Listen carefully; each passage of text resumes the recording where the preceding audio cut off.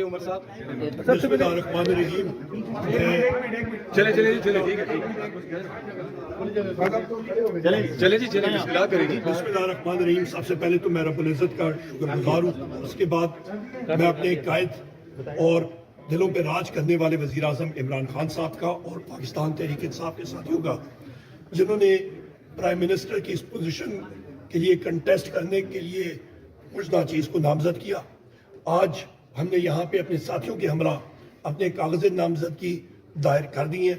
پاکستان تحریک انصاف کو ملک میں 3 کروڑ ووٹ پڑے اور ہمارے 180 سیٹیں آئی ہیں.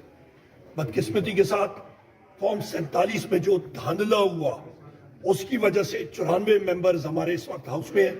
ہم لوگ حتی الوسع کوشش کریں گے قانون کے ذریعے عدالتوں کے ذریعے کہ ہمیں اپنی صحیح سیٹیں مل جائیں، کیونکہ 180 کے اوپر ہماری تقریباً 245 سیٹیں اسی ہاؤس میں بنتی ہیں.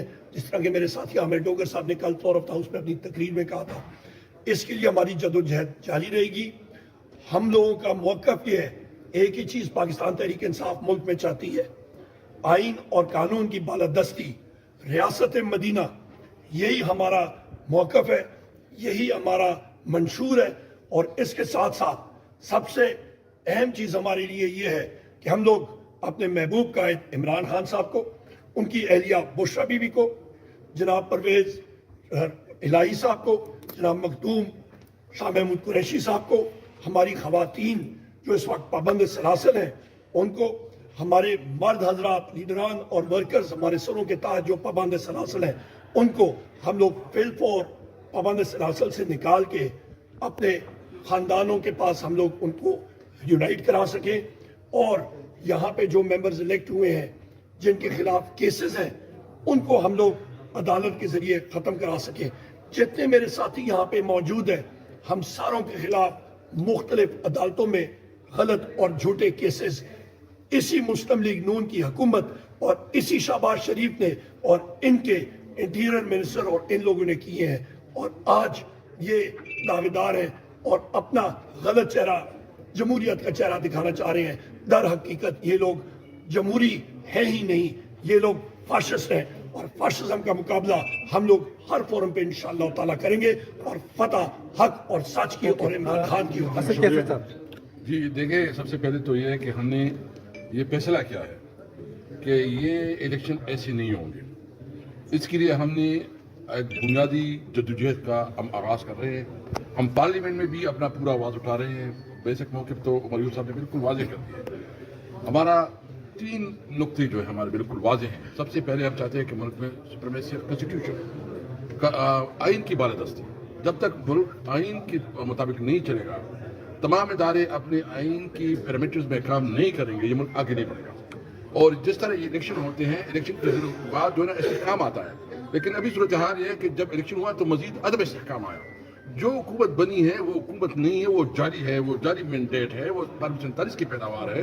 ہم کسی طور پر اس کو نہیں مانتے. ہم اس کے مقابلے میں عوام میں بھی جائیں گے اور عوام میں ہم دیگر پولیٹیکل پارٹیز کو جن کی کنسرن ہے اس الیکشن پہ، ہم اس کو اکٹھا کر رہے ہیں. یہ میں بات واضح کروں، ہم کسی طور پر اپنے اکسی پیچھے نہیں ہوں گے انشاءاللہ. اس لیے ہم نے ایک بڑا پلان بنایا ہے. ہم تمام پولیٹیکل پارٹیز کو جو کنسرن رکھتے ہیں الیکشن کے اوپر، ہم اس کو اکٹھا کریں گے اور پاکستان میں ایک ایسا سسٹم لے کے آئیں گے کہ جب کبھی الیکشن ہو تو کوئی الیکشن کے اوپر اعتراض نہ کر سکے. نمبر 1. نمبر 2، ہم چاہتے ہیں کہ ملک میں جوڈیشری آزاد ہو، کیونکہ اس وقت جو جوڈیشری کی ہے بات سے کہتے ہیں کہ وہ شاید وہ اپنا رول نہیں پلے کر رہے جس کا کردار کرنا چاہیے.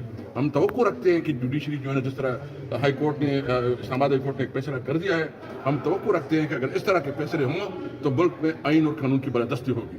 تو بیرسٹر صاحب جو ہے نا ہمارے چیئرمین یہ بھی بات کریں گے. صرف ہم اتنا کہتے ہیں کہ محمود اچکزئی کو جو ہم نے نامینیٹ کیا ہے اور ہم نے پروپوز کیا ہے صدر گیری اور سپورٹ کر رہے ہیں، اس کا بنیادی مقصد یہ ہے کہ یہ ساری صوبے اور ساری جو قومیتیں ہیں یہ سب کا نام پاکستان ہے. ہم نے پاکستان کے لیے، اس ملک کی یکجہتی کے لیے، اس ملک میں جو ہے نا امن و امان برقرار رکھنے کے لیے اور ایک پرامن فضا بنانے کے لیے یہ کوشش کی ہے کہ ہم بلوچستان کو یہ پوزیشن دیں تاکہ پاکستان کے اندر جو کنسرن ہے، لوگوں کے ایشوز ہیں اور اس کی جو ہے نا گلے ہیں، اس کو ختم کیا جائے. دیکھیں، میں مختصر سے اتنا ہی عرض کروں گا کہ عمران خان صاحب کا جو نظریہ ہے وہ جمہوریت کا ہے، رول آف لا کا ہے، قانون سازی کا ہے کہ ہم اس ملک کو ریئل جمہوریت دے سکیں. اور حریت جمہوریت اس وقت آپ کو اس شان میں ہے کہ آپ دونوں پارٹیوں کا موازنہ کرائیں. میں تو یہ کہتا ہوں جس طرح یہ کہتے ہیں یہ جو ٹھہرے مردود حرم، یہ دنیا کے پاکستان کی غیور عوام کے عدالت میں یہ ہار چکے ہیں.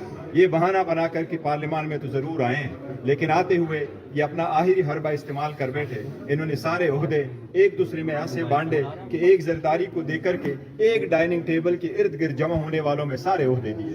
دوسری طرف اس وقت آپ کے سامنے یہ ناچیز عمران خان صاحب کی بدولت اس کی دنیا میں 10ویں بڑی پولیٹیکل پارٹی کا اور پاکستان کی دا موسٹ پاپولر پارٹی کے ایک چیئرمین کی حیثیت سے کھڑا ہے. یہ عمران خان کی آواز ہے.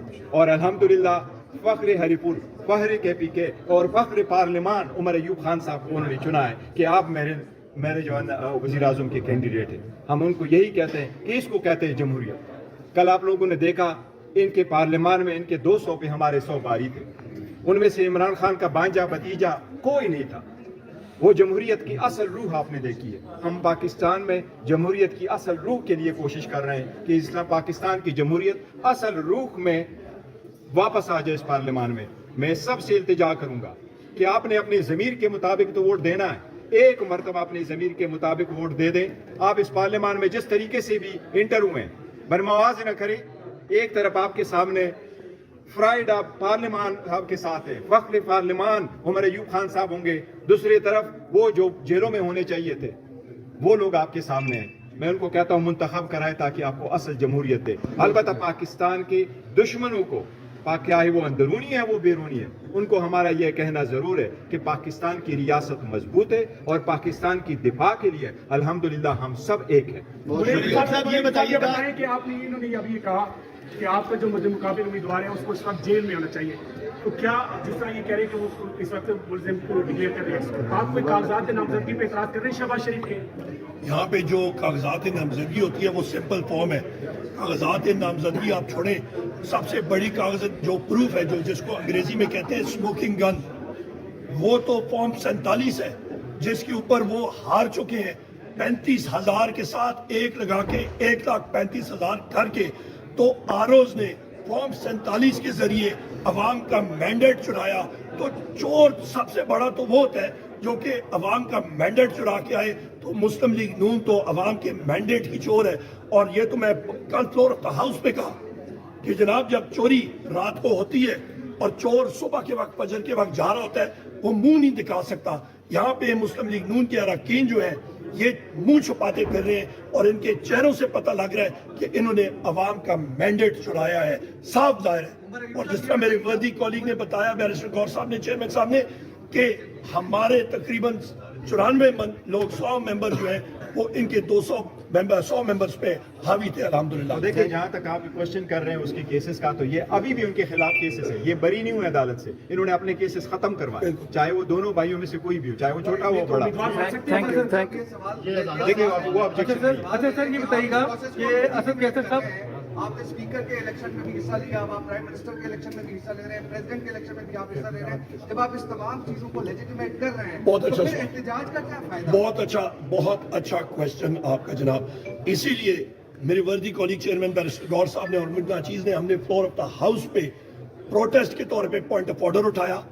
پہلے دن اٹھایا جس سے حلف برداری تھی اور یہ اسپیکر کو باور کرایا کہ یہ جو آپ ہمارے ہاؤس کے اندر جو ممبر بیٹھے ہیں یہ لوگ انلیجیٹیمیٹ ہیں.